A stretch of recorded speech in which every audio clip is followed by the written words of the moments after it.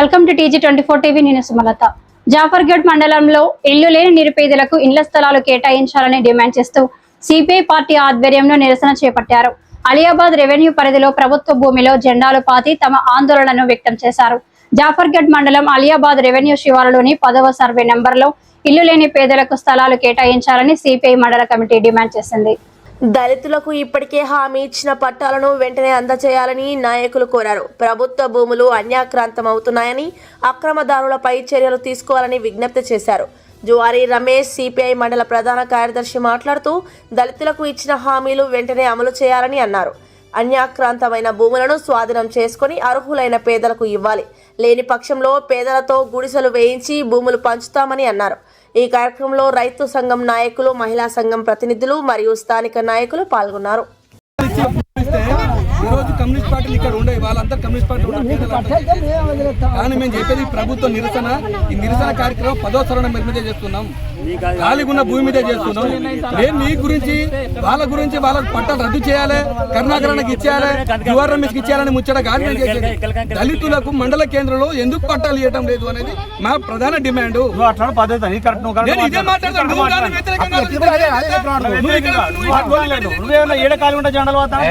తప్పు ముచ్చడనే ఇప్పుడు ముచ్చట మండల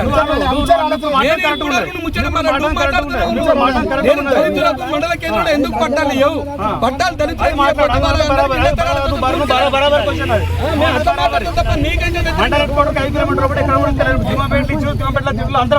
అంతా చేసి అంతా ఇచ్చి అంతా అయిపోయింది. భారత కమ్యూనిస్టు పార్టీ సిపిఐ జాఫర్గఢ్ మండల కమిటీ ఆధ్వర్యంలో జాఫర్గఢ్ మండలం అలియాబాద్ రెవెన్యూ శివారులో ఉన్నటువంటి 10వ సర్వే నెంబర్లో 12 ఎకరాల 6 గుంటల పైచిలుకు ఉన్నటువంటి పంచారాయి భూమి గతంలో 1954-55 సంవత్సరంలో అక్కడ ఉన్నటువంటి అలియాబాద్ గ్రామ శివారులు అనేటువంటి దళితులకు ఆ రోజు ప్రభుత్వం పంచరాయి భూమిని అసైన్ చేసి ఇవ్వడం జరిగింది. ఈ రోజు వరకు కూడా కొంతమంది సాగులో ఉన్నారు, కొంతమంది సాగులో లేరు.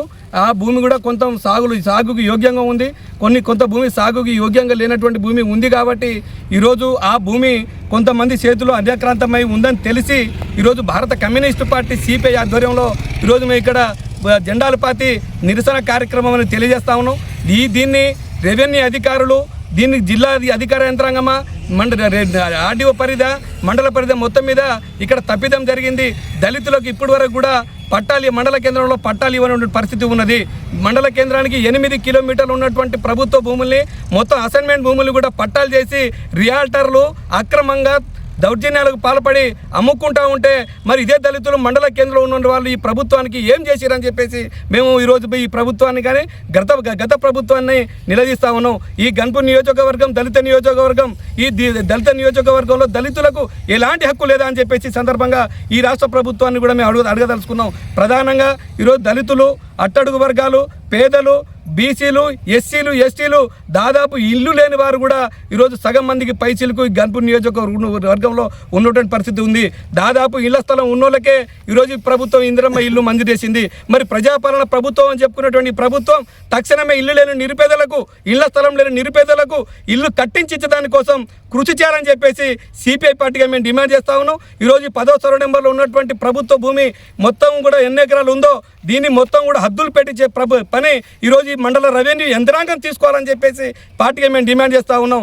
లేని పక్షంలో తక్షణమే ఇక్కడ అలియాబాద్ కావచ్చు, జాఫర్గఢ్ మండలంలో కావచ్చు, పేదలు, ఎస్సీ, ఎస్టీలు, బీసీలు, మైనార్టీలు ఎవరైనా కానివ్వండి, పేదలు ఎవరైనా తెలితే వాళ్ళతో పాటు అందరినీ కలుపుకొని గుడిసెలేపించి ఈరోజు పేదలకు పస్తామని చెప్పేసి మేము పార్టీగా ఈ ప్రభుత్వాన్ని హెచ్చరిస్తా ఉన్నాం. హాయ్ అండి, నేను మీ Satyasri. Please do subscribe TG24 TV.